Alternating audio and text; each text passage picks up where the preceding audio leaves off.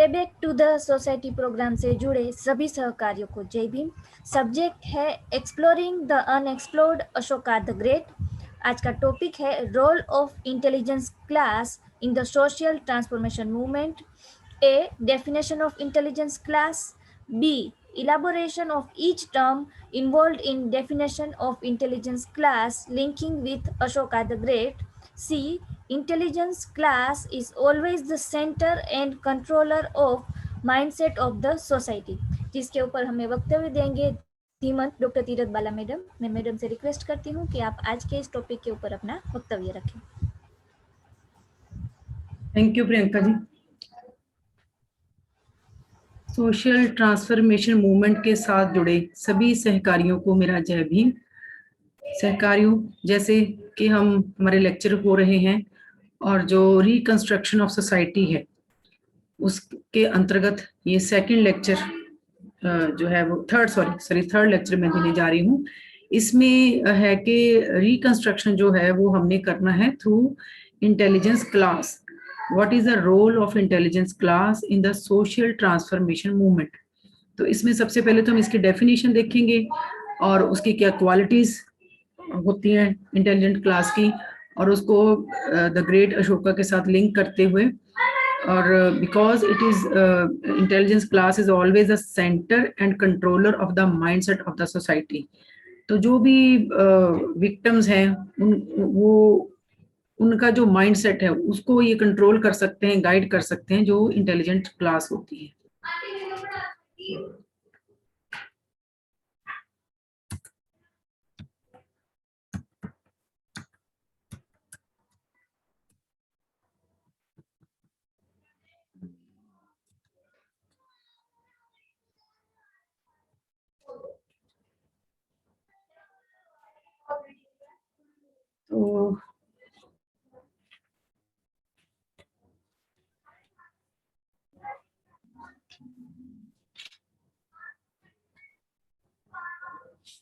तो सहकारियों, जैसे कि हम कल बात कर रहे थे कि जो सोशल रिकंस्ट्रक्शन हमने करना है, समाज का पुनर्निर्माण करना है, उसके लिए हमें इंडिविजुअल एफिशिएंसी और सोशल एफिशिएंसी का निर्माण करने के बाद ही हम सोसाइटी का पुनर्निर्माण कर सकते हैं। तो उसके लिए जो इंटेलेक्चुअल क्लास है उसका ज्यादा रोल होता है, क्योंकि बाबा साहब कहते हैं एनिलेशन ऑफ कास्ट में कि जो बुद्धिमान श्रेणी है वो हमेशा ही जो आम लोग हैं उनकी वो अगुवाई करती है। किसी भी देश में, किसी भी समाज में जो इंटेलेक्चुअल क्लास है वो हमेशा ही जो आम जनता है उनकी वो अगुवाई करती है। तो अगर हम भारत देश की बात करें तो यहाँ पर जो इंटेलेक्चुअल क्लास है, जो शासनकर्ता क्लास है, तो वो हम देखते हैं कि वो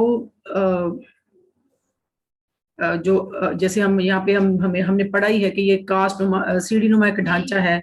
तो जो अपर क्लास जो अपने आप को श्रेष्ठ मानते हैं, जैसे कह लो कि हमने ब्राह्मण, क्षत्रिय और वैश्य को हमने पढ़ा। साहब श्री कांशीराम ने भी कितने अच्छे से बताया कि जो ऊपर का तबका है, पेन के हिस्से को भी उन्होंने बताया कि जो ऊपर का 15% हिस्सा है वो अपने आप को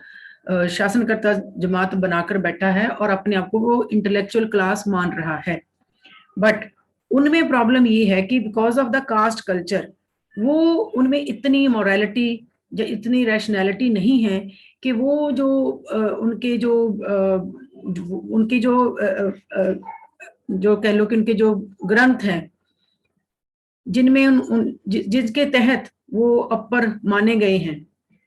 जो सैंक्टिटी ऑफ हम ग्रंथ की मानते हैं कि जिनको उन्होंने बोला है कि इसमें हमें ये पवित्र है, इनमें ही हमें सुपीरियरिटी दी है, तो उनमें इतना साहस नहीं है कि उनसे वो बाहर निकल आए। उसके लिए हमने सीखा, क्योंकि वो हाईएस्ट, हायर और हाई में उसमें वो उसी जैसे कह लो कि एक जो उनको पॉजिटिव दिखता है कि मैं सबसे ऊपर हूँ, उसके नीचे वाला ये सोचता है कि मेरे नीचे बहुत बहुत सारे लोग हैं। तो ये जो एक उनको लालच दे रखा है, जो एक दर्जानुमा सीढ़ी जो है कि कम से कम मैं मेरे नीचे काफी दर्जा के लोग हैं, तो ये जो एक दर्जानुमा जो एक हायरार्की का जो स्ट्रक्चर है हमारी सोसाइटी में, उसकी वजह से जो हिंदू कास्ट है या जो अपर कास्ट के लोग हैं वो बाहर निकल कर नहीं आ रहे। तो उसमें क्या है कि उसमें फिर जो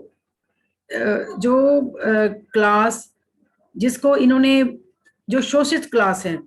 डिप्राइव्ड क्लास है, जिसका शोषण हो रहा है, तो उसको ही अपने आप को तैयार करना होगा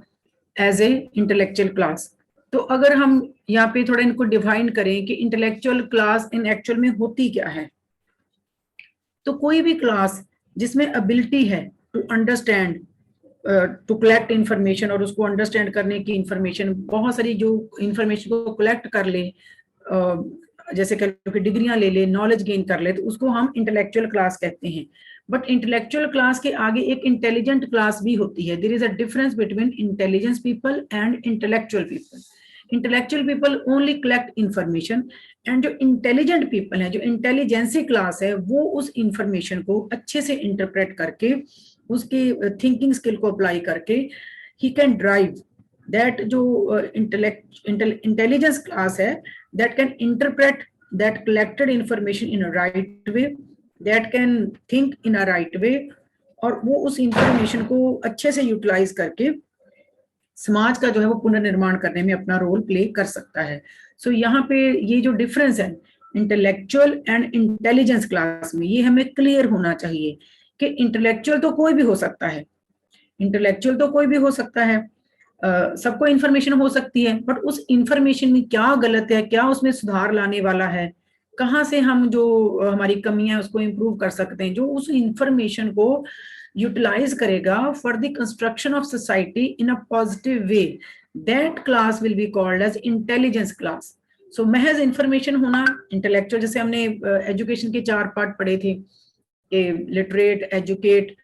और उसके बाद कॉपरेट और क्रिएटिव जब हम बन जाते हैं, तो इसी तरह इसके भी 2 पार्ट हैं कि नॉलेज होना है तो इंटेलेक्चुअल है, बट उसी नॉलेज को राइट वे से राइटली इंटरप्रेट करके थ्रू अवर एक्सपीरियंस जब हम उसको एक पुनर्निर्माण में अप्लाई कर लेते हैं, तो हम उसको फिर तब हम इंटेलिजेंस क्लास में उसको कन्वर्ट कर लेते हैं।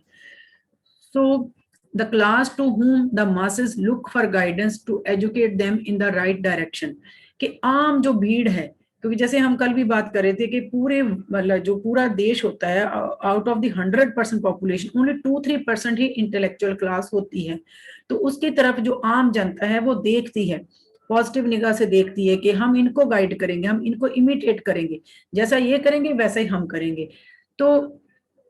वो जो गाइडेंस है जो उन्होंने देनी है, वो गाइडेंस या जो उन्होंने अगुवाई करनी है आम जनता की, दैट अगुवाई, वो जो उनका एक लीड करने का जो तरीका होएगा, वो that should stand the test of experience, कि जो जिंदगी के तजर्बे हैं, जैसे हमने कल सीखा, पॉजिटिव भी हो सकते हैं, नेगेटिव भी हो सकते हैं, बट उन एक्सपीरियंस से जो हमने सीखा है, they should stand the test of experience, कि वो उस कसौटी पर खरे उतरे। जो गाइडेंस है, अगर हम जैसे डॉक्टर तीरथ बाला या पीआर सर अगर आम जनता को अच्छे से गाइडेंस दे रहे हैं, तो that will come in future in a positive way, that should come out in a positive way. Test of, इसी को हम बोलेंगे that should stand the test of experience, कि जो हमारा मार्गदर्शन, जो हम मार्गदर्शन कर रहे हैं अपनी आम जनता का, तो वो खरा उतरे जो उनकी एक्सपेक्टेशंस हैं।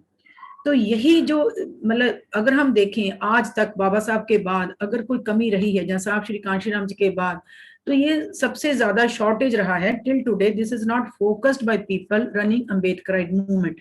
कि एक इंटेलिजेंस क्लास को तैयार करना,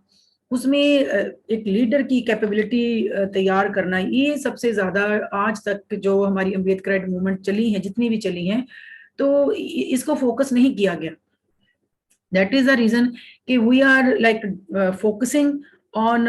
like what is intellectual or intelligence class in actually, कि असल में ये होती क्या है।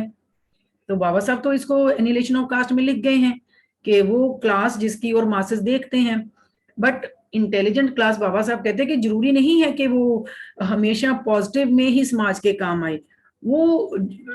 उसको नॉलेज तो है, बट उस नॉलेज को वो गलत तरीके से भी इस्तेमाल कर सकती है, वो एक महज ठगों का टोला बनकर भी रह सकती है।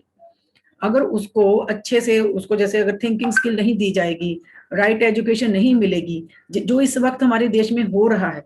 अगर उसको हम थिंकिंग स्किल का जो टूल है वो नहीं पढ़ाएंगे, राइट एजुकेशन उसको नहीं मिलेगी, जो फीलिंग ऑफ इक्वालिटी है, लिबर्टी, फ्रेटर्निटी जो है, जो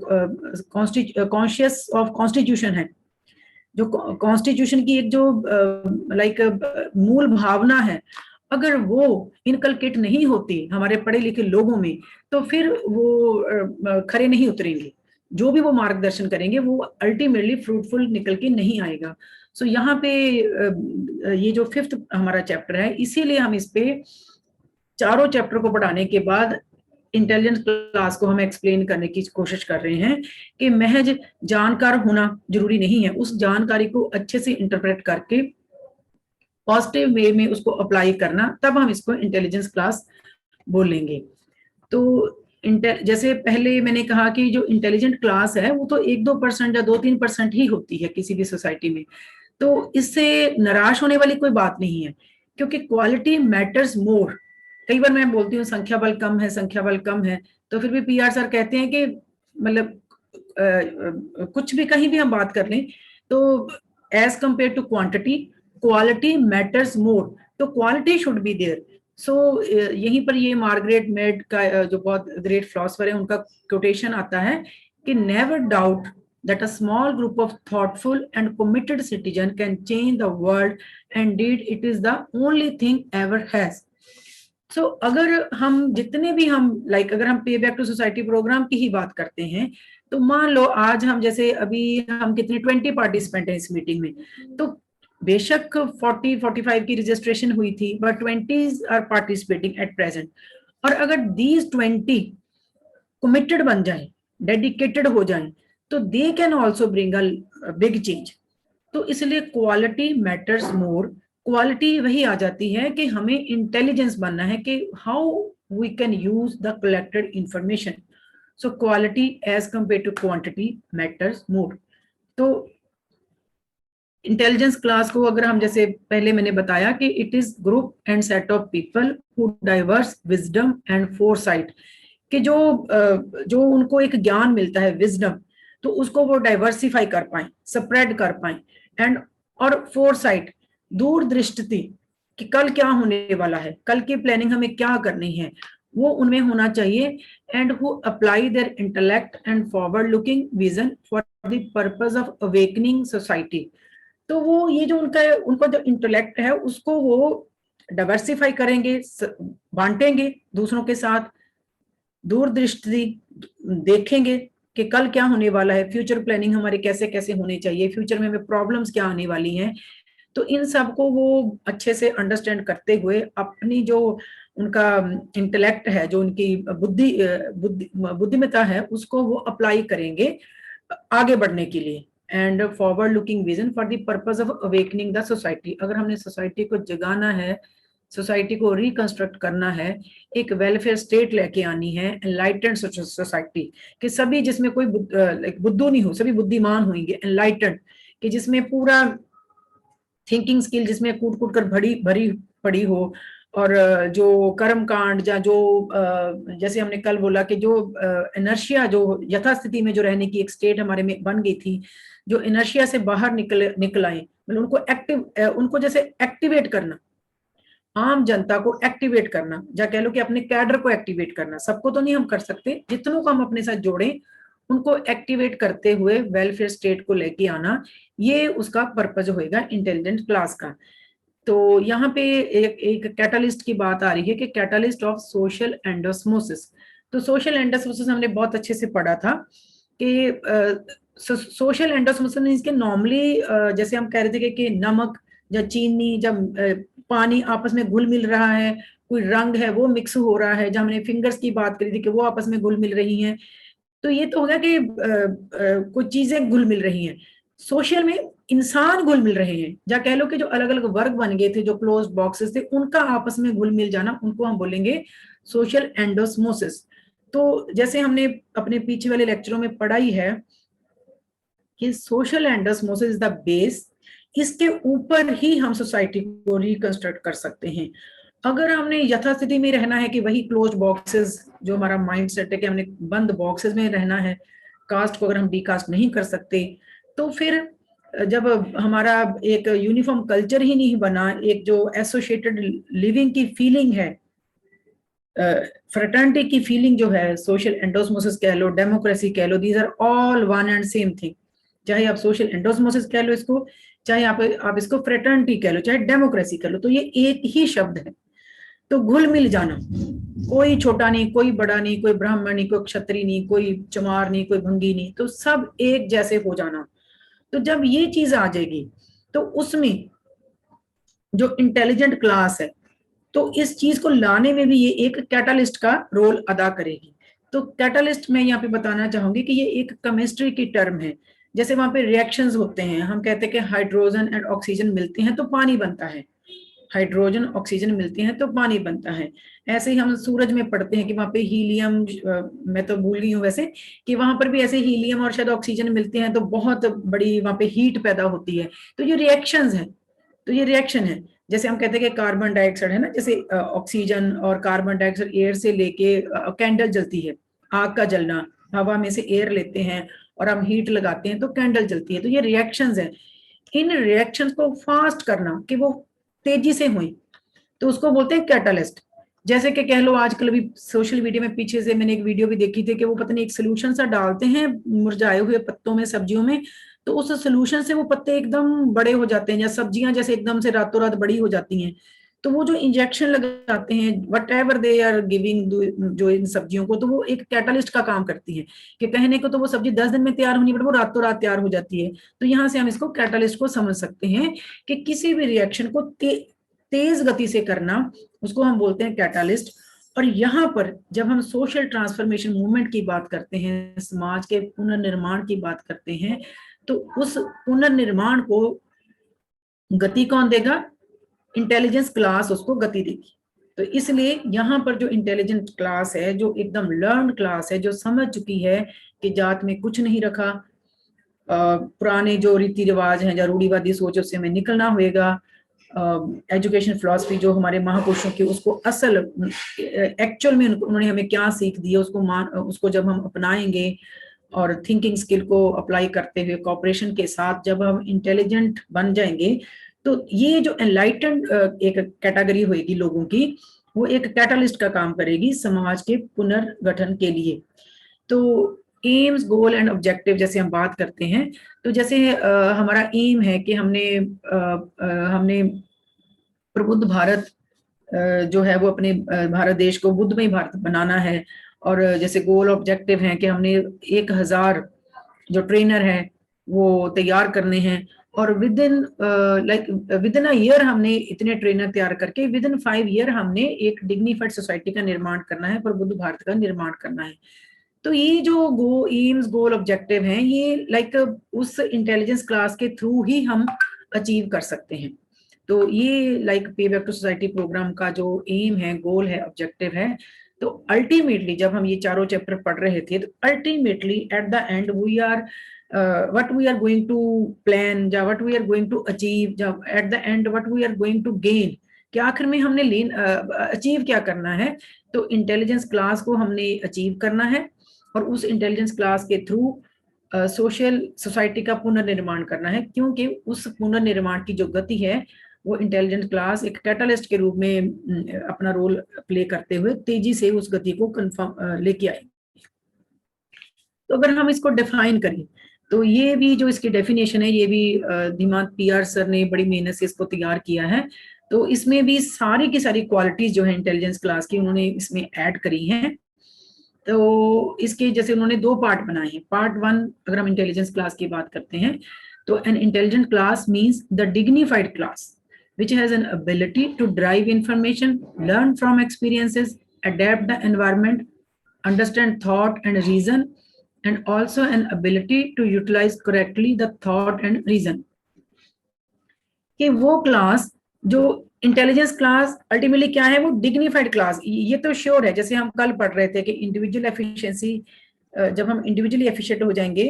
तो हमने डिग्निफाइड सोसाइटी का निर्माण करना है। तो सोसाइटी तो बाद में निर्माण होगी, बट जो क्लास हम तैयार कर लेंगे, मान लो हम 1000 ट्रेनर तैयार कर लेते हैं, तो that will be same as dignified class. वो अपने आप में तो डिग्निफाइड होंगे ही, अगर डॉक्टर तीरथ बाला इसको अच्छे से समझ लेती हैं,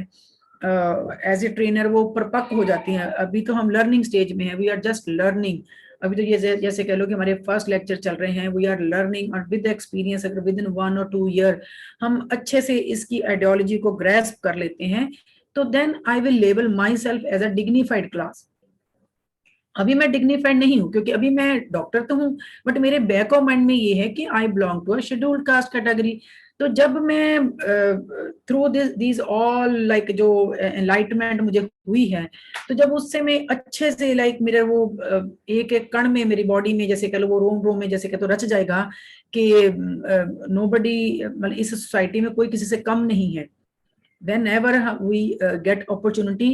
तो हम में भी उतना ही कैलिबर है। अगर कमी है तो अपॉर्चुनिटी की कमी है। तो ये जो चीज पहले हमारे में नहीं थी, तो अब ये जब हम आइडियोलॉजी को पढ़ते हैं, अपने महापुरुषों को अच्छे से पढ़ने का मौका मिलता है, तो तब पता चलता है कि बहुजन समाज में अगर किसी चीज की लैकिंग है तो वो सिर्फ और सिर्फ अपॉर्चुनिटी की लैकिंग है। We are not having good opportunities, that is the reason we are lagging behind. तो जब हमें वो अपॉर्चुनिटीज मिल जाती हैं तो हम भी कोई भी मुकाम हासिल करने में हम पीछे नहीं रह जाते। तो अपॉर्चुनिटी मिलने के बाद भी जब हम कोई मुकाम हासिल भी कर लेते हैं, तब भी हम डिग्निफाइड तब नहीं कहला पाते, क्योंकि हम आइडियोलॉजी को नहीं पढ़ पाते, जो हम पीबीएसपी के माध्यम के थ्रू अपने आप को सक्षम कर रहे हैं, अपने आप को डिग्निफाइड क्लास बनाने में। तो इंटेलिजेंट क्लास मींस कि डिग्निफाइड क्लास, कि जो भी 1000 ट्रेनर निकल के आएंगे वो इंटेलिजेंस और we can say dignified class होंगे, और उनमें ऐसी योग्यता होगी कि जो भी उन्होंने सीखा है इन 5 सब्जेक्ट में, इन ट्रेनिंग में, और जो उन्होंने अपने एक्सपीरियंस से सीखा है, और जो करंट सिचुएशन है, अडेप्ट द एनवायरमेंट, कि आज की सिचुएशन क्या है उसके हिसाब से। ऐसा तो नहीं है कि मैं अपने घर के ऊपर खड़ी होकर चिल्लाऊंगी कि भी हाँ मैं तो मनुवादियों के खिलाफ हूँ, जैसे पीआर सर हमेशा कहते हैं कि उनको कोसने से कुछ नहीं होएगा। तो एनवायरमेंट को अडेप्ट करना है कि एट प्रेजेंट इस एनवायरमेंट में हम कैसे स्ट्रगल कर सकते हैं, कैसे अपने स्ट्रगल को कामयाब कर सकते हैं। तो एनवायरमेंट को अडेप्ट भी करना है। हमने अपने आप को इंटेलिजेंट बनाते हुए डिग्निफाइड फील करना है कि we are not less than anyone, कि हम किसी से कम नहीं है। और सारी इंफॉर्मेशन जो हमने कलेक्ट करी है उसको आगे आगे ड्राइव करते हुए, अपने अच्छे बुरे खट्टे मीठे तजर्बों से सीखते हुए, करंट सिचुएशन को अडेप्ट करते हुए, और जो थॉट्स हैं हमारे महापुरुषों के, हमारे जो रहबर हुए हैं, बाबा साहब हैं, ज्योतिराव फूले हैं, तथागत बुद्धा हैं, और मोरालिटी, रीजन, तर्क पे चलते हुए हमने अपने आप में एक ऐसी एबिलिटी को पैदा करना है जो जितना भी हमने ज्ञान अपने महापुरुषों का लिया है उसको करेक्टली यूटिलाइज कर सके। अपने जो अपना कैडर है, या जो अपना जिसमें हमने जाना है, हमने अपने बहुजन समाज में जाना है आगे, यहाँ से तैयार होके हमने सोसाइटी में जाना है। ऐसा नहीं है कि हम जस्ट जूम मीटिंग में लेक्चर दे रहे हैं, लेक्चर सुन रहे हैं, नहीं। ये जो हम इंटेलेक्चुअलिटी अपने में पैदा कर रहे हैं उसको हमने समाज में लेके जाना है। तो वहीं पर हमने इसको we should be able to utilise it correctly. तब हम अपने आप को, तब मैं अपने आप को इंटेलिजेंट कहलाऊंगी अगर जो मैंने सीखा उसको मैं डिलीवर भी कर पाऊं। तो ये सारे जो मैंने भी इसमें फैक्टर गिनाए हैं, कि एक तो मेरे में वो जो कमी की फीलिंग है कि मैं किसी से कम हूं, वो मेरे में निकलना चाहिए। डिग्निफाइड मुझे फीलिंग कि मैं, मेरी भी कोई वैल्यू है, डिग्निटी है, मेरी जो मेरी जो लाइफ है, तो ये एक इंसान, मेरी उतनी ही वैल्यू, जैसे कॉन्स्टिट्यूशन में कहा है कि 1 मैन 1 वोट, तो 1 मैन 1 वैल्यू जो अभी तक नहीं मिली उसको हमने सबसे पहले अपने में रखना है कि नहीं, इट इज लाइक अगर नहीं है तो हम उसको लेके आएंगे, 1 मैन 1 वैल्यू। तो यहाँ से डिग्निफाइड क्लास का निर्माण शुरू होएगा जब हम 1 मैन 1 वैल्यू की बात करेंगे, और इंफॉर्मेशन को ड्राइव करते हुए, आगे ले जाते हुए, अपने एक्सपीरियंस से सीखते हुए, अकॉर्डिंग टू प्रेजेंट कंडीशन हमने तर्क, दलील और विचारों के साथ अपने समाज में जाना है, अपने बहुजन समाज में उतरना है यहां से, इस प्रोग्राम के बाद। और जो सेकंड पार्ट है, it must intelligence class, it must be honest, independent and disinterested to the cause. तो ऑनेस्ट भी होना चाहिए। अब ये नहीं है कि भी हाँ मुझे तो इन्होंने चेयरपर्सन बनाया है बस इसलिए तो मैं काम करूंगी, अगर मुझे सर ने बोला कि नहीं भाई अब थोड़ा किसी और को मौका देते हैं तो मैं अपनी ईमानदारी छोड़ दूं, तो ये नहीं होना चाहिए। I should be honest. मुझे इसमें इंडिपेंडेंट कि किसी का मेरे पे दबाव या कोई पुरानी सोच, वो सब जैसे कहते हैं ना कि जब ये जो गुरु लोग हैं ना ये कहते हैं कि जब आपने हमारे से ज्ञान लेना तो आप अपने आप को खाली करके आओ।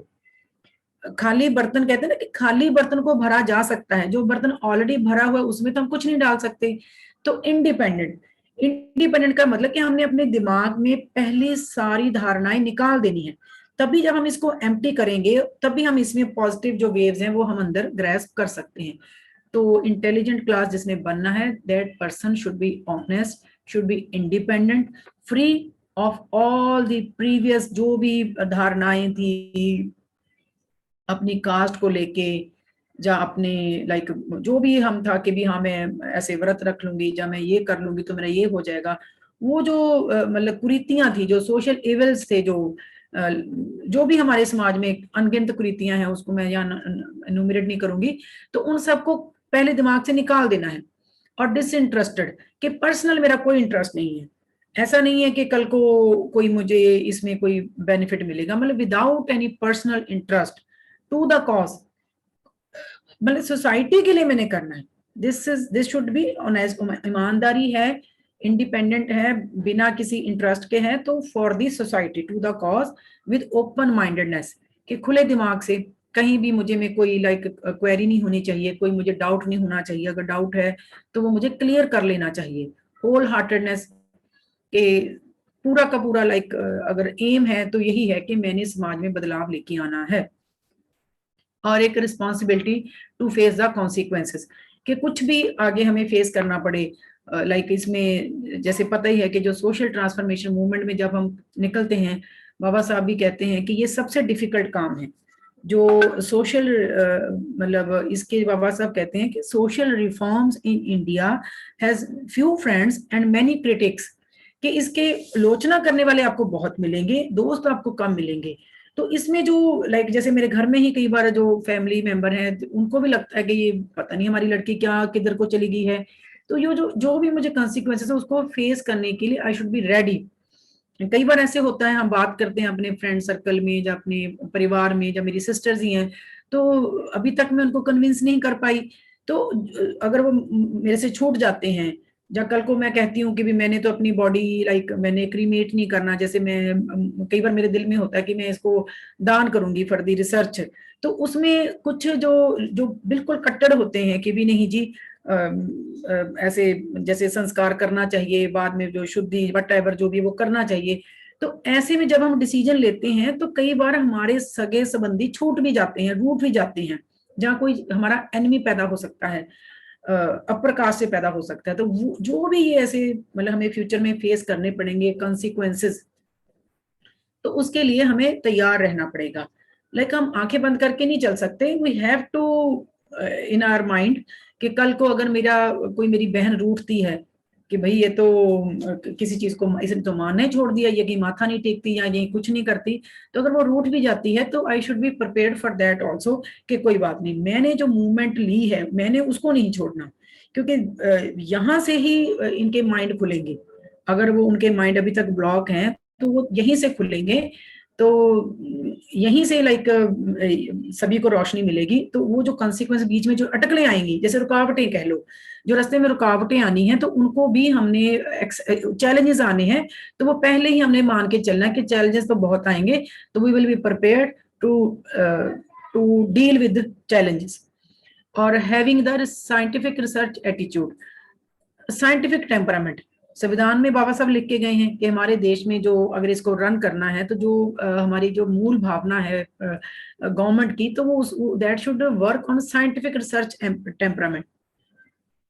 साइंटिफिक रिसर्च अगर हमारा एटीट्यूड रहेगा तो तभी, अगर हम तर्क पर काम करेंगे तभी हम कुछ अचीव कर पाएंगे। अगर हम कोई यूं ही कुछ लगा लेते हैं कि चलो अंदाजा कि हाँ इतनी मीटिंग ही हो गई हो जाएगा, या लाइक कोई जैसे मिथ ले लो कि पुरानी को धारणा के मतलब धारणाओं के ऊपर चलेंगे तो हम कुछ अचीव नहीं कर पाएंगे। हमें साइंटिफिक, जैसे इसमें भी कितनी सारी जो टर्म्स हैं तो यहाँ से हमें सीखना चाहिए कि इसमें तो मुझे तो ये लगता है कि साइंटिफिक ये philosophy in itself is a science. जैसे इसमें एंडोस्मोसिस की बात हो रही है, कैटलिस्ट की बात हो रही है, तो ये सारा साइंस वर्क ही है। तो साइंस ही हमें आगे ले जा सकती है। तो कुछ भी हमने खोज, कुछ भी हमने क्रिएट करना है, कुछ भी हमने न्यू लाइक रिजॉल्व या प्रोबिंग,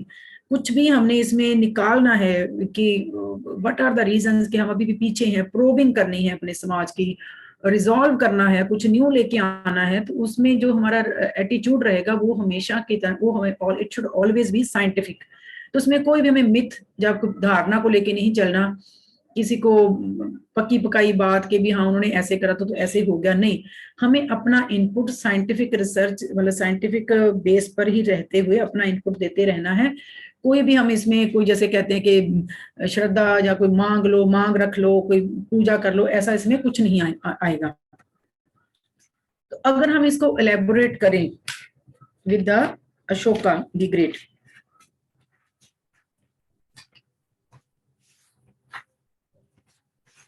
इसमें जो था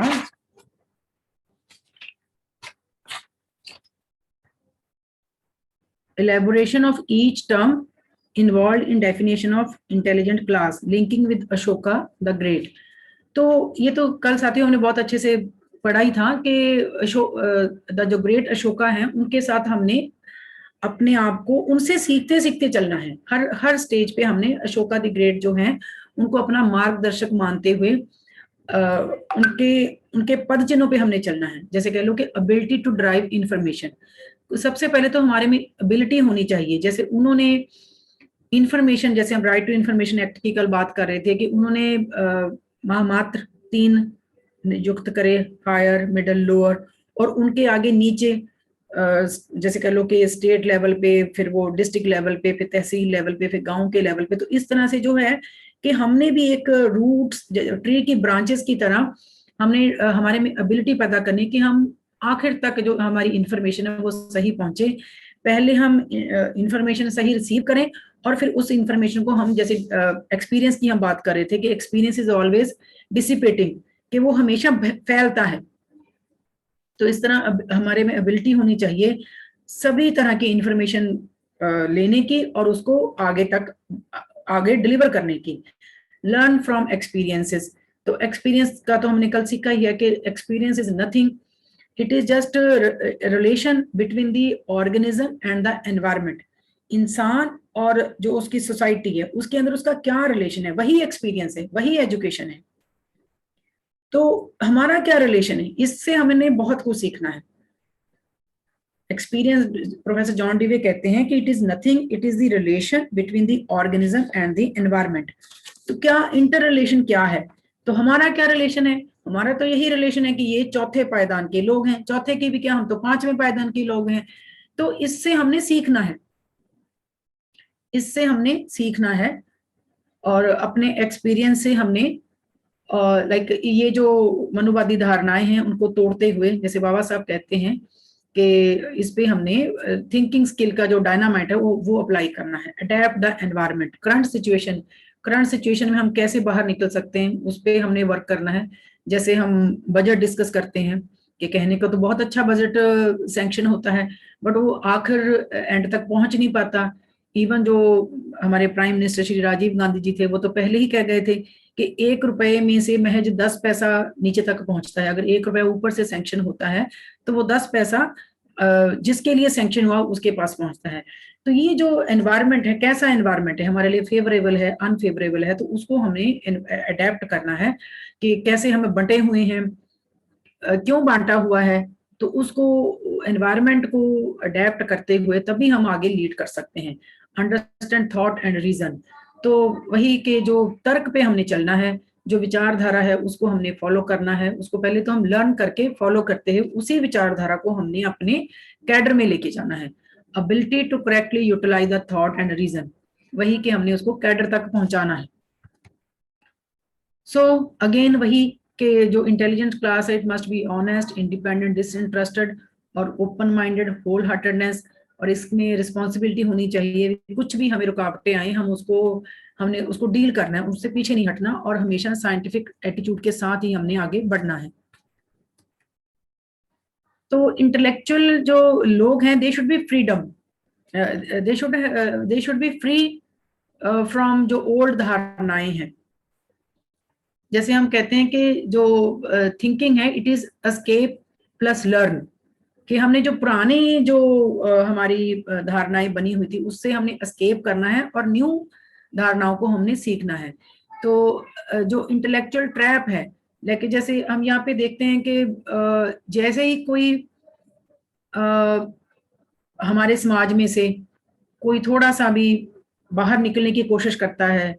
थोड़ा उनकी अगुवाई करने की कोशिश करता है, तो उनको जो बाकी के जो मतलब सो कॉल्ड अपर कास्ट जो लोग हैं वो उनको जल्दी से ट्रैप कर लेते हैं, खींच लेते हैं अपनी तरफ। तो वो जो इंटेलेक्चुअल ट्रैप है जिसमें जिसमें हम फंस जाते हैं कि वो हमें लाइक थोड़ा सा नुमाइंदगी दे रहा है, मुझे वो उन्होंने प्रधान की जो सेक्रेटरी की पोस्ट ऐसे है ना, वो हमें थोड़े से लालच दे देते हैं कि आप हमारे साथ आओ, हमारे साथ काम करो, जो हमारा एससी विंग होएगा उसका हम आपको प्रधान नियुक्त कर देते हैं, जब उसको हम आपका जनरल सेक्रेटरी नियुक्त कर देंगे। तो यहाँ से हमने वो जो हमें एक ट्रैप की तरह खींच लेते हैं उससे हमें अपने आप को एस्केप करना है। और इमेंसिपेशन कि अपने आप को आजाद करना है, मुक्ति मुक्ति दिलानी है हमने, और अपने जो थॉट्स हैं विचार हैं वो इंडिपेंडेंट रखने हैं, हमारे खुद के विचार हों। Intelligence is equal for all, कि जो इंटेलिजेंस है ये किसी की महज किसी की एक की प्रॉपर्टी नहीं है,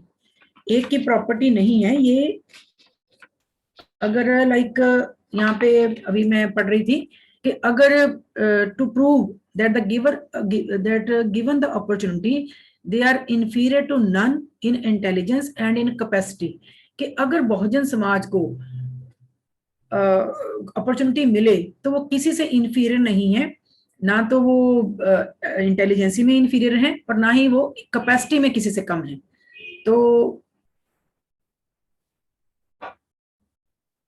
तो हमने जो है इंटेलिजेंसी जो है वो सब में होती है, बस अपॉर्चुनिटी की ही हमें कमी होती है। तो ये हमने समझना है कि अगर इक्वल अपॉर्चुनिटी हमें मिलती है तो इंटेलिजेंट क्लास का निर्माण बहुजन समाज में भी हो सकता है। तो ये जो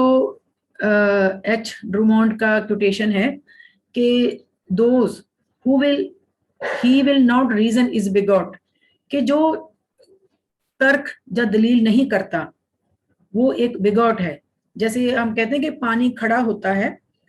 छप्पड़ में पानी खड़ा रहे तो वो बदबू मारने लग जाता है, तो उस तरह वो उस खड़े पानी की तरह है जो तर्क नहीं करता, सोचता नहीं है, विचार नहीं करता। ही विल जो रीजन नहीं करेगा वो एक बिगॉट की तरह रिएक्ट करेगा, वो एक बदबू नुमा जैसे पानी होता है खड़ोत में आ जाएगा। अगर अगर हम रीजन नहीं करते, अगर हम अपनी जो बैकवर्डनेस है उसको हम रीजन नहीं करते कि why we are lagging behind, तो वो बिगॉट की तरह होएगा। और जो रीजन कर नहीं सकता, जो जानता है हमारी हम क्यों पीछे हैं, हमें एक सोची समझी साजिश के तहत हमें मतलब पीछे रखा गया है, जानते हुए भी अगर हम ये उनके साथ तर्क दलील नहीं करते तो फिर हम उनको मूर्ख कहेंगे। और जो जानता है बट हिम्मत नहीं है, करना चाहता है बट हिम्मत नहीं है, he that dare reason is a slave, he that do not dare, जो डेयर नहीं कर सकता, जो जो तर्क करने की अपने में हिम्मत नहीं करता, वो एक गुलाम होता है। तो यहां से ये निकल के आता है कि हमें अगर हम यथास्थिति में रहते हैं, अनर्शिया में रहते हैं, तो जैसे पानी खड़ा रहे, इवन हम घर में कई बार हम बाहर कहीं चले जाते हैं, कभी हम पानी छोड़ जाएं तो वो पानी जब हम वापस आते हैं 3-4 दिन बाद तो हम देखते हैं कि वो पानी गंदला हो जाता है, उसमें भी जाला लग जाता है। तो यहाँ पर जो है वो जैसे हम कहते हैं कि एक जो छप्पड़ होते हैं गांव में, तो उसमें जो पानी पूरे गांव का गंदा पानी जो जिसका इनलेट तो है आउटलेट कोई नहीं है, बस वहां पे पानी आ रहा है बाहर नहीं जा रहा, तो वो एक गंदा पानी जैसे बिगॉट यहाँ पे है कि जो बंदा रीजन तर्क नहीं करता वो उस बदबूनुमा पानी की तरह हो जाता है, और जो तर्क कर नहीं सकता वो मूर्ख है, और जो सब कुछ जानते हुए भी हिम्मत नहीं करता वो एक गुलाम होता है। तो इंटेलेक्चुअल जो क्लास होती है, इंटेलिजेंट जो क्लास होती है, उसमें ये तीनों चीजें नहीं होनी चाहिए। सो इंटेलिजेंट क्लास जो है it is always the central and controller of mindset of the society. तो बाबा साहब कहते हैं कि जो बुद्धिमता जो क्लास होती है, जो इंटेलेक्चुअल पीपल होते हैं किसी भी ग्रुप में, तो वो हमेशा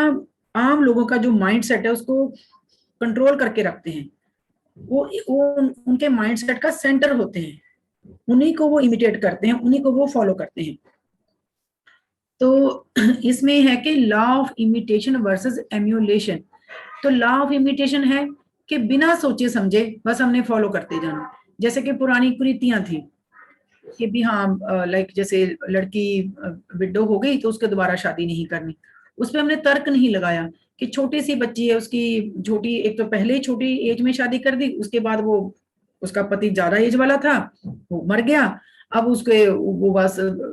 एनफोर्स विडो कि वो ता उम्र विडो ही रहेगी। तो वो क्यों भाई, उस छोटी बच्ची जो जिसको भी शादी का मायना ही नहीं पता, तो क्यों उसको हमने पूरी जिंदगी उसकी बर्बाद करनी है। तो ये जो था कि भी देखा देखी में, जैसे हमने कास्ट में पढ़ा कि जो भी कास्ट बनती गई भी, हमने देखा कि जो अपर क्लास थी, प्रीस्ट क्लास थी, उसने अपना डोर क्लोज कर लिया, they close their door and others found the closed door for themselves. बाकियों ने अपने लिए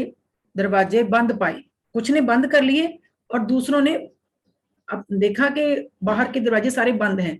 तो वो अपने आप ही अलग हो गए। तो इस तरह देखा देखी में कास्ट बनती गई, देखा देखी में बाल विवाह होते गए, देखा देखी में सती प्रथा चलती गई। तो इसको बोलते हैं लॉ ऑफ इमिटेशन, कि दिमाग नहीं लगाया, व्रत रखा है तो हाँ मेरी सास रखती थी, करवा चौथ का मैंने भी रखना है। तो पूजा है या कोई सुख सुख लो, जैसे पंजाब में है कि जी हमने सुख सुखी है कि मेरी लड़की पास हो जाएगी या मेरी लड़की की बेटा होएगा। तो यह है इमिटेशन, दिमाग नहीं लगाना, तर्क नहीं करना। Versus emulation. एम्यूलेशन वर्ड, ये जो पीबीएसपी का वर्ड है, कि हमने अगर किसी को फॉलो करना है, पी आर अम्बेडकर सर को फॉलो करना है, तो हमें देखना है पी आर अम्बेडकर सर को भी हमने आंखें बंद करके फॉलो नहीं करना। हमने देखना है कि वो उनकी आइडियोलॉजी क्या है, वो उनका टारगेट क्या है, उन्होंने पीछे क्या करा, मतलब उनको भी, मतलब किसी को भी हमने फॉलो करना है। डॉक्टर तीरथ बाला को फॉलो करना है, जब मैंने किसी को फॉलो करना है तो हमने तर्क और दलील के आधार पर ही फॉलो करना है। तो this is the difference between law of imitation and emulation, कि आंखें बंद करके नहीं करना। जैसे वो कई बार हम सोशल मीडिया पे भी देखते हैं कि कोई लेडी माथा टेकने जा रही है, रास्ते में उसका एक फूल गिर जाता है, तो वो तो आगे निकल जाती है, वो पीछे वाली लेडी को लगता है कि वो यहाँ पे पूजा करके गई है, तो वो पीछे वाली लेडी वहां पे पूजा करने लग जाती है, तो तीसरी आती है वो वहां पे और पूजा, मतलब इस तरह से हम, मतलब जैसे कि एक और सोशल मीडिया पे हमने देखा था कि वो क्या वो मील पत्थर होता है ना, इनॉग्रेशन स्टोन जो होता है, कि वो जो पत्थर है शिलान्यास, वो उसी को पूजा करी जा रहे हैं। और एक जगह वो कहने को तो वो डस्टबिन था पार्क का, कोई उसी की पूजा करी जा रहा है। मतलब इतनी, मतलब कह लो कि मंद बुद्धि, इतना लाइक इमिटेट करना कि बिना सोचे समझे कि बस जो आगे वाला कर रहा है मैंने भी वही करना है, सोचना नहीं है कि उसने क्यों किया, क्या फायदा है, क्या नुकसान है। तो यहाँ से जो है कि हर चीज में हमने सोसाइटी में अपना जो सोच विचार है, एजुकेशनल है, कल्चरल है, कस्टम, इकोनॉमिकल, पॉलिटिकल, तो सभी में जो है हमें लॉ ऑफ इमिटेशन की जगह पे लॉ ऑफ एम्यूलेशन को हमने फॉलो करना है। आंखें बंद करके किसी को भी हमने फॉलो नहीं करना। तो रोल ऑफ इंटेलिजेंट क्लास जो है वो वही है कि हमने इंडिविजुअल का रिकंस्ट्रक्ट करना है थ्रू एजुकेशन। एजुकेशन का हमने कल बहुत अच्छे से पढ़ा ही था कि जो लाइफ है it is in itself is an education. Professor John Dewey कहते हैं कि एजुकेशन कभी भी खत्म नहीं होती, एक्सपीरियंस से ही हम सीखते हैं, लाइफ डेली एक एजुकेशन का ही पार्ट है। और इसमें जो सोसाइटी है, बाबा साहब ने बोला है कि वो एजुकेशन इनकम्प्लीट है अगर उसमें सोसाइटी का या करंट जो प्रॉब्लम्स हैं अगर वो उसमें वो सोशल कंटेंट उसमें नहीं है। तो इसलिए एजुकेशन जब हम करते हैं तो महज डिग्रियां ही नहीं लेनी, हमने अपनी भी एजुकेशन करनी है कि why we are lagging behind, why के हमारे घर क्यों छोटे हैं, हमारे पास हम बिजनेस क्लास क्यों नहीं है, हमारे पास बड़ी बड़ी कंपनियां क्यों नहीं है, जब बड़े बड़े अधिकारी हमारे समाज में से क्यों नहीं निकलते। तो ये एजुकेशन भी हमने लेनी है। और हमने जो इंटेलेक्चुअल ट्रैप है कि जो हम कई बार फंस जाते हैं, वो हमें खींच लेते हैं, उससे हमें अपने आप को आजाद करना है। नो सोशल हायरार्की, जो जो जो उधर में तो एक हायरार्की है कि जो भी बड़ा ओहदा है, बड़ा ऑफिसर है, तो वो अपर क्लास में से ही आ रहा है, तो वो हमें एक गुलाम बना रहा है, तो उसको उसको भी हमने चैलेंज करना है। तो जो जैसे बाबा साहब का जो रिजर्वेशन का कंसेप्ट था, या रिप्रेजेंटेशन ले लो, जो उन्होंने हमें रिप्रेजेंटेशन दी, वो एक तरह से सोशल एंडोस्मोसिस को प्रैक्टिकल रूप देने के लिए ही दी थी, कि हम घुल मिल जाएं, हमारा भी लेवल ऊपर आ जाए। और इवन जो उनका कॉपरेशन का कंसेप्ट भी था, जो हम कहते हैं कि उन्होंने जो कॉपरेशन फार्मिंग लेके आए थे, या कॉपरेशन इन मेजर इंडस्ट्रीज में वो लेके आए थे, उसके लिए भी उन्होंने बोला था कि from the day first of the start of the constitution up to 10 year, कि सिर्फ 10 साल तक हम ही ये रखेंगे, उसके बाद हम इसको बंद कर देंगे, बट उस 10 साल में ये 100% अप्लाई होना चाहिए, बट वो नहीं हो पाया। तो इसलिए ये जो हायरार्की वैसे की वैसे बनी हुई है, हायरार्की भी वैसे की वैसे बनी हुई है, और गुलामी भी वैसे की वैसे बनी हुई है, कोई चेंज नहीं आया। तो इसलिए यहाँ पे ये आ जाता है कि we have to work a lot, we have to work. जैसे कहते हैं कि जो जिसका शोषण हो रहा है उसी को लड़ाई लड़नी होगी, जो जो शोषण हमारा कर रहा है वो नहीं लड़ाई लड़ेगा। दैट इज द रीजन के जो अपर कास्ट है वो डी कास्ट नहीं करेंगी, वो नहीं कहेंगे कि हम इनको खत्म कर देते हैं। बाबा साहब कहते हैं वो तो हो ही नहीं सकता। यहाँ पे जो वो कहते हैं कि ये तो बिल्कुल पॉसिबल ही नहीं है कि अगर अगर कोई वहां पे वो बोलते हैं एक जगह कि अगर कोई छोटी क्लास का बंदा बड़ी क्लास में मैरिज करता है, तो उसी वक्त आके बोलेंगे कि जिसने छोटी क्लास में लाइक मैरिज करी है, तो उसी को तभी आके बोलेंगे कि अब आपने लोअर में भी फिर शादी करो, भी आपने इनके छोटों ने तो बड़े के साथ कर ली है, अब बड़े भी छोटों के साथ करेंगे, तब हम इसको एक्सेप्ट करेंगे। लाइक वो उसी वक्त चैलेंज करते हैं, उसी वक्त वो जैसे कह लो कि ऑब्स्टेकल्स, रुकावटें पैदा करते हैं। तो बाबा साहब ने यहाँ तक वो मतलब एनिलेशन ऑफ कास्ट में लिखा है कि जब जैसे जैसे ही कोई स्टेप हम उठाते हैं, उसी वक्त ये लोग जाग जाते हैं, उसी वक्त ये लोग आ जाते हैं कि नहीं, ये जो मिक्सिंग है आप रहने दो। भी अगर कोई कभी होता भी है कि छोटी क्लास का बंदा बड़ी क्लास से अगर मैरिज करता है, तो वो उसी वक्त बड़ी क्लास के लोगों को ऑर्डर करते हैं कि अगर आपने इस रिश्ते को कंटिन्यू करना है, तो आपने छोटों के साथ भी आपको संबंध बनाने पड़ेंगे। तो यहाँ पे बाबा साहब कहते हैं कि हम उनसे एक्सपेक्ट नहीं कर सकते। जैसे हम एनिहिलेशन ऑफ कास्ट का लास्ट जो उनका आंसर है टू द महात्मा गांधी, उसमें वो यही कहते हैं कि हम कुछ नहीं एक्सपेक्ट कर सकते इनसे, सिवाय अपने हाथ पे सिर पे हाथ, माथे पे हाथ मारने के सिवाय हम और कुछ नहीं कर सकते, कि ये लोग कभी भी अपने आप को उस जो हायरार्की है कास्ट की, उससे ये लोग नहीं निकलने वाले, हमको ही कुछ ना कुछ करना होगा। तो इंटेलिजेंट क्लास एट प्रेजेंट, हम इंटेलिजेंट क्लास नहीं है, हमने बनना है। तो इसलिए ये जो पे बैक टू सोसाइटी प्रोग्राम है, ये इंटेलिजेंट क्लास की तैयारी में लगा हुआ है। तो इसका जो बेस है वो liberty, fraternity, equality and equity. Equity जैसे हमने बहुत अच्छे से समझाया था कि मान लो किसी की हाइट छोटी है, किसी की हाइट बड़ी है, और वो एक पेड़ है, तो वहां से कोई फ्रूट तोड़ना है, आम तोड़ने हैं, तो जिसकी हाइट छोटी है उसको नीचे हमें कुछ स्टेप देने पड़ेंगे ताकि वो उस लेवल पे आ जाए। तो जैसे कई बार सोशल मीडिया में भी हम देखते हैं कि एक जगह पे जैसे बच्चा पढ़ रहा है, तो बुक्स बहुत ऊपर रखी हुई हैं, तो नीचे एक बंदे के नीचे तो बहुत सारे पैसों का ढेर है, वो तो उसके ऊपर चढ़ के वो बुक को उठा लेता है, पर जिसके पास पैसा नहीं वो उस एजुकेशन को कैसे लेगा। तो यहाँ पे इक्विटी कहा जाता है। इक्वालिटी तो बहुत सिंपल सी टर्म है, इक्वालिटी इक्वालिटी तो बाबा साहब कहते हैं हमने दे दी, बट इक्विटी का क्या करेंगे? जिनके पास पहले ही संसाधन कम है उनको कैसे आप करेंगे? तो जैसे ये इसमें बहुत अच्छी एग्जांपल शाहू जी महाराज देते हैं कि एक घोड़ा बहुत कमजोर है और एक घोड़ा बहुत ताकतवर है, तो आप वो जो चने का एक बोरी उनके आगे डाल देते हो, तो जो ताकतवर है वो तो फटाफट उसको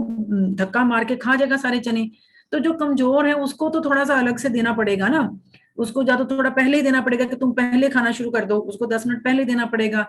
तो जाओ उसको 10 मिनट और टाइम मिलना चाहिए चने खाने के लिए। तो यहाँ पे जो इक्विटी है साथियों, इसको हमने समझना है। इक्वालिटी एंड इक्विटी ये डिफरेंट, दोनों अलग बातें हैं। बहुजन समाज जो हजारों सालों से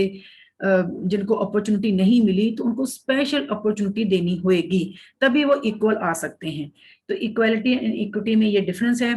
और हमें ब्लाइंड फेस से बाहर निकलना है। रिलीजियस ट्रेडिशन जो हमारे पुराने चले आ रहे हैं कि जी हाँ डेथ हो गई तो अब वहां पे हमने जाना है जी, 3 दिन हमने वो करना है, फिर हम वो कर्म कांड पता नहीं क्या क्या हमारे पंजाब में भी बहुत होता है। तो उन सब से हमने बाहर निकलना है, और जो सुपरस्टिशंस हैं उन सब से हमने फ्री होना है। एकदम जैसे हम कहते हैं इंटेलेक्चुअल बनना है, और साइंटिफिक टेम्परामेंट हमने आप में लेके आना है। और कॉपरेशन तो हम कहते हैं कि it is very very much important. तो इसी तरह ये सब with all these factors we can come into a dignified life. So यहीं से है कि give the world the best you have and the best will come back to you. तो ये मैडलिन ब्रिजेस की एक कोटेशन है कि अगर हम अपने समाज को, कई बार मुझे भी होता है कि जो मेरा समाज है वो समझता नहीं, हम उनके पास जाते हैं, जैसे इस मीटिंग के लिए भी हम बहुत कॉल करते हैं, बट वो धीरे धीरे समझेंगे। बट हमारे पास जो बेस्ट है वो हमने अपने समाज को देने की कोशिश करनी है, and the best will come back to you. जो हमें वापस मिलेगा वो एक रिस्पेक्ट मिलेगी। जब मुझे कई बार ये लगता है कि जब हम जाएंगे इस दुनिया से तो वो जैसे ये कहेंगे कि भी हाँ मैडम के पास थोड़ा पेन था अपने समाज के लिए, तो that will come back to us कि पीछे हम हमारे से कोई सीखेगा, हमें कोई फॉलो करेगा, शायद हमारे कैडर में से ही कोई साहब श्री कांशी राम पैदा हो जाए। तो इस तरह हमने अपना बेस्ट देना है। If we will give our best तो हमें भी इन रिटर्न बेस्ट ही मिलेगा। तो रिस्पेक्टफुल बिहेवियर हमारा होना चाहिए अपने कैडर के साथ, अपने बहुजन समाज के साथ। प्रॉब्लम सॉल्विंग एटीट्यूड होना चाहिए कि कहाँ पर हम कम पड़ रहे हैं। जैसे यहाँ से राजा राम आनंद जी भी हमेशा मुझे कहते हैं कि मैडम आप फोन करो, क्यों नहीं लोग जुड़ रहे। तो ये जो प्रॉब्लम सॉल्विंग एटीट्यूड है ये हमारे में आना चाहिए। और अगर कोई जुड़ रहा है, जैसे इसमें बहुत नए नए स्टूडेंट जुड़े हैं, तो उनको एक्नॉलेज करना, अप्रिशिएट करना, एंड पॉजिटिव एटीट्यूड को रखना, और प्रमोट कंटिन्यूअल कम्युनिकेशन। कि कम्युनिकेशन बहुत इंपॉर्टेंट है। अगर हमारी सोसाइटी में कमी है तो हम कम्युनिकेशन की ही बात करते हैं कि कम्युनिकेशन की ही कमी है। कम्युनिकेशन कह लो या एंडोस्मोसिस कह लो, तो वो तो कास्ट में आ गया कि कम्युनिकेशन नहीं है। बट अगर हम अपने पे बैक टू सोसाइटी प्रोग्राम की बात करते हैं, कैडर की बात करते हैं, जो जितने भी हम जुड़े हुए हैं इस मूवमेंट के साथ जो जुड़े हैं, तो हमने आपस में कम्युनिकेटेड रहना है। कहीं भी हमें लगे कि कोई इन्फॉर्मेशन किसी को कम मिली है तो उसको हमने इन्फॉर्मेशन देनी है। तो ये इंटेलिजेंट क्लास है उसका भी ये एक लाइक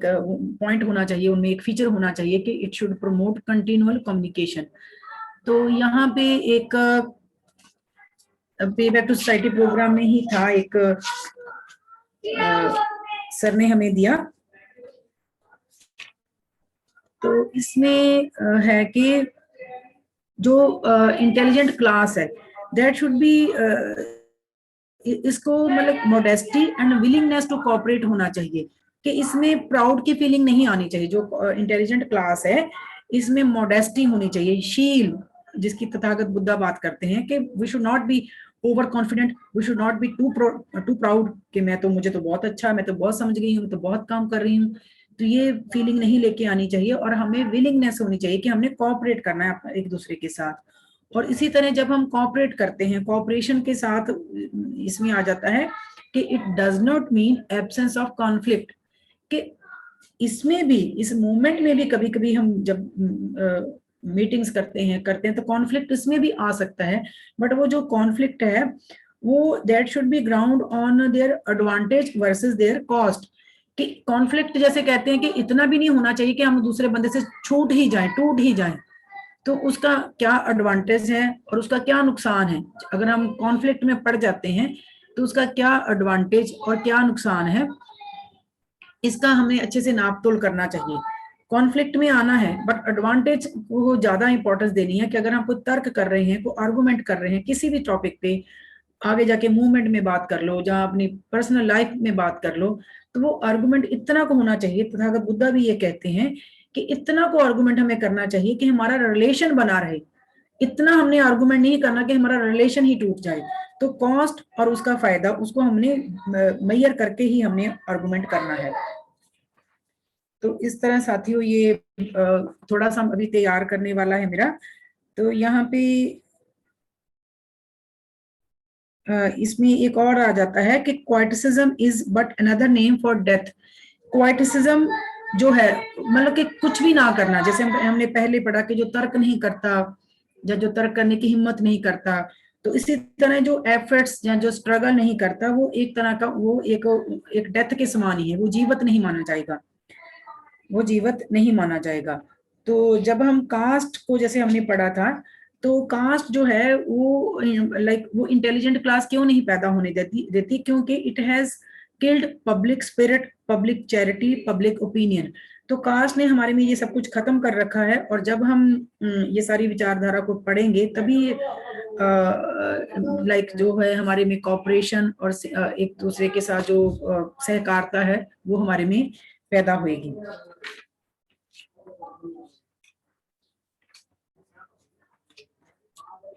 तो यहीं पे